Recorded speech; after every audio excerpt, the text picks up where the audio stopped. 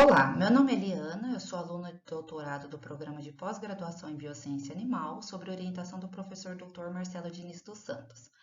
Hoje no minicurso a gente vai falar um pouquinho sobre neonatologia e vamos começar com o significado dessa palavra. O que significa neonatologia? Então, quando a gente divide ela, neo vem de novo, nato de nascido e logia de estudo. Então, nada mais é do que o estudo do recém-nascido. Então, a gente vai falar um pouquinho sobre os cuidados que a gente tem que ter com o neonato, com o recém-nascido. O nascimento, ele é considerado um período de transição dramático para o indivíduo, no caso o bezerro, porque ele tem que enfrentar inúmeras dificuldades referentes ao parto. Então, ele tem que enfrentar o estresse do parto. Então, ele passa por um período de asfixia, onde as trocas gasosas deixam de ser pelo cordão umbilical, que era lá dentro do útero, e passa a ser pelos alvéolos dos pulmões. Então, nesse período, esse período de asfixia, ele pode ser prolongado no caso de algum problema, no caso de uma distocia, no caso de um parto com dificuldade, no caso de uma duração prolongada. Além disso, o neonato ele deve se adaptar rapidamente ao meio extrauterino, envolvendo todos os seus órgãos e sistema nesse processo de mudança. Então, em um curto espaço de tempo, o neonato ele tem que assumir o controle das suas trocas gasosas, eliminar seus próprios excrementos, controlar sua temperatura corpórea, o seu fluxo sanguíneo e ainda procurar por alimentação. Então, os obstáculos são tantos que estima-se que 75% dos óbitos até um ano ocorra durante o período neonatal. Qual a importância econômica dessa fase, nesta fase? Então, problemas na fase neonatal levam a grandes perdas econômicas. Então, a mortalidade geralmente está relacionada a distúrbios não infecciosos, como problemas cardiovasculares, pulmonares, problemas de termorregulação, hipocalcemia, alterações decorrentes de um parto com dificuldade, de um parto distócito. Contudo, infecção também é uma causa de óbito na fase neonatal. E geralmente as infecções elas estão associadas ao cordão umbilical, que levam à septicemia. Então, a fase neonatal é uma fase de vida do animal que demanda muita atenção e muitas vezes é esquecida. Então, é uma fase que demanda mão de obra e muita dedicação. Então, é uma fase onde a gente tem um número elevado de óbitos, ou senão a gente tem um custo elevado com o tratamento de animais debilitados, e com isso gerando uma perda econômica muito grande para o proprietário. E a gente fica falando cuidados com o neonato, mas a gente tem que lembrar que os cuidados com neonatos, ele tem que vir lá desde o planejamento. Então, envolve também os cuidados com a mãe. Então, o cuidado com o recém-nascido tem que ser desde o seu planejamento. Então, a escolha do pai, a escolha da mãe, a nutrição desses animais. Então, a gente tem que ver que essa mãe não pode ter problemas como hipocalcemia, porque isso vai gerar um trabalho de parto fraco. Ela não vai ter uma dilatação cervical. Se a gente emprenhar novilhas, ela pode ter uma incompatibilidade fetopélvica, ela não tem condição corporal de parir esse bezerro. Então, a gente tem que estar muito preocupado com o manejo nutricional dessa mãe. Problemas com hereditariedade, a gente tem que descartar animais que tiveram problema, mães que não têm habilidade materna. Então, o cuidado, quando a gente fala cuidado com o neonato, vem lá de trás, vem lá do planejamento. O uso da ultrassonografia. A ultrassonografia foi uma tecnologia que veio para somar.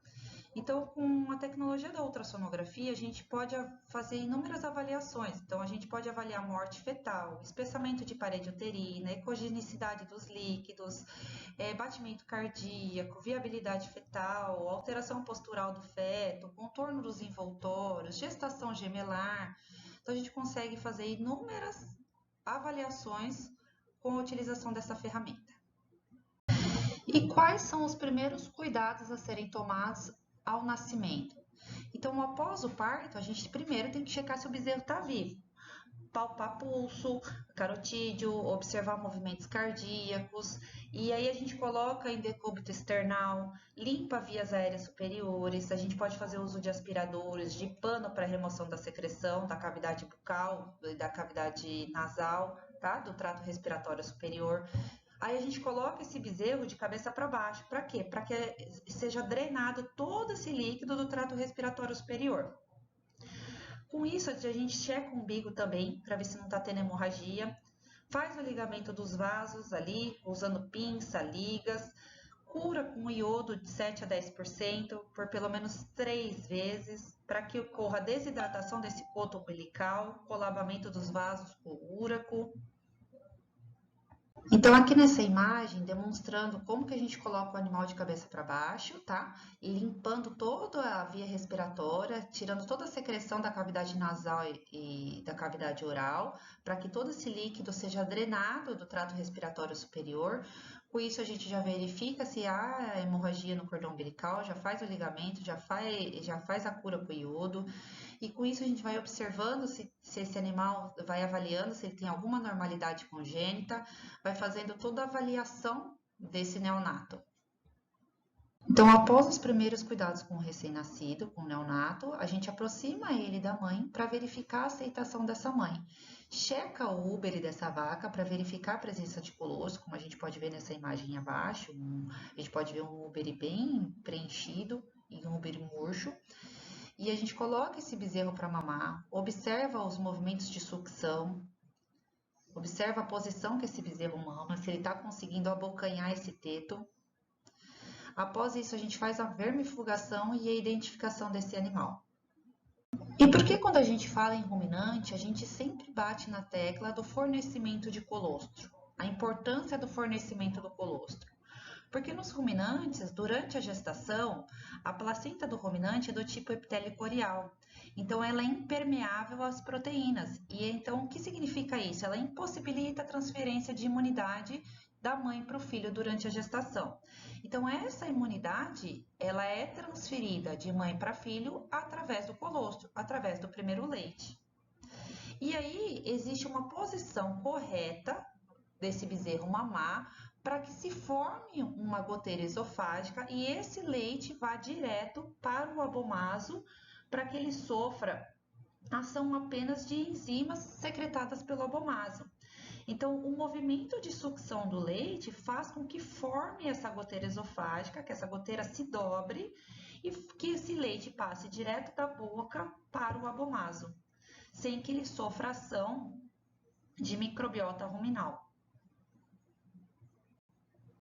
E no caso, se a gente observar que esse bezerro ele não conseguiu mamar o colostro, seja porque a fêmea ela tem os tetos muito calibrosos, ou porque o colostro não desceu, o úbere dela não está cheio, então qual é a forma correta da gente fornecer esse colostro para o neonato? Então, ou a gente ordenha essa fêmea e fornece o colostro na mamadeira, ou a gente coloca esse bezerro para mamar numa outra fêmea recém-parida, ou no caso, bezerros fracos que não têm o reflexo da sucção, a gente pode fornecer esse colostro por meio de sonda nasogástrica. Então, esse colostro ele tem que estar numa temperatura em torno de 37 a 38 graus Celsius. E esse leite ele tem que ser fornecido no mínimo 2 vezes por dia, num volume de 2 litros mais ou menos. Então, o cálculo ele é feito em cima do peso vivo desse animal. Então, ele tem que mamar em torno de 10% do seu peso vivo nas primeiras 24 horas.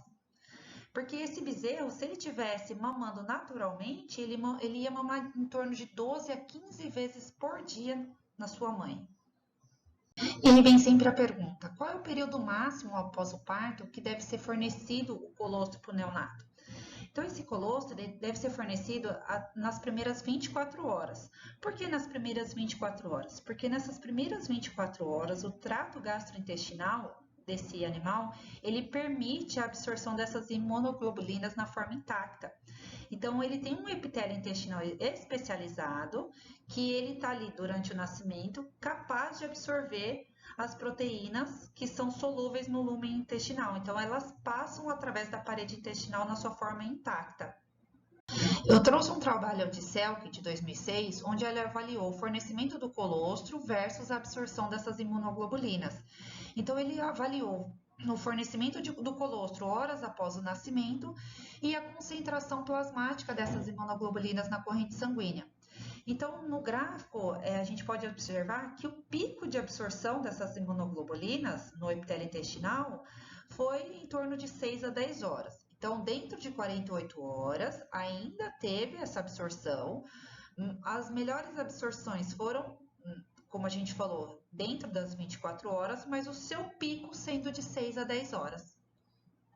Quando a gente fala em propriedades que trabalham com cria, eu sempre alerto da importância do banco de colostro. Por quê? Se a gente tem algum problema com fêmeas que não conseguiram produzir esse colostro ou algum óbito de mãe, então a gente tem esse banco de colostro para nos auxiliar. Então, esse colostro ele pode ser armazenado a temperatura ambiente até 24 horas. Resfriado, esse colostro ele pode ser armazenado durante uma semana e congelado por um longo período. A única coisa que a gente tem que ficar alerta é sobre o descongelamento desse colostro. Então, o descongelamento dele tem que ser em banho-maria a 55 graus Celsius. Esse colostro ele não pode ser fervido, porque quando a gente ferve, a gente desnatura a proteína. Então, a gente desnatura toda aquela imunoglobulina que a gente queria fornecer intacta para o nosso bezerro. Quando a gente fala de neonatologia, eu falo que não tem melhor fala do que a prevenção. Então, prevenir é melhor do que remediar. Prevenir é melhor do que tratar. Então, a neonatologia, a fase neonatal, é uma fase que demanda muita mão de obra e dedicação. Mas quando a gente previne o que a gente já sabe que pode ocorrer, então montando banco de colostros, auxiliando durante o parto, acompanhando esse neonato, a gente previne de gastos futuros com esse animal. Então, a prevenção é a palavra que melhor caracteriza a fase neonatal, correto? Então, vamos ficar atentos para esta fase, que a gente vai diminuir muito os custos com os nossos bezerros.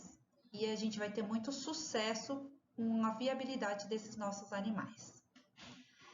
Agradeço pela atenção de todos. Muito obrigada.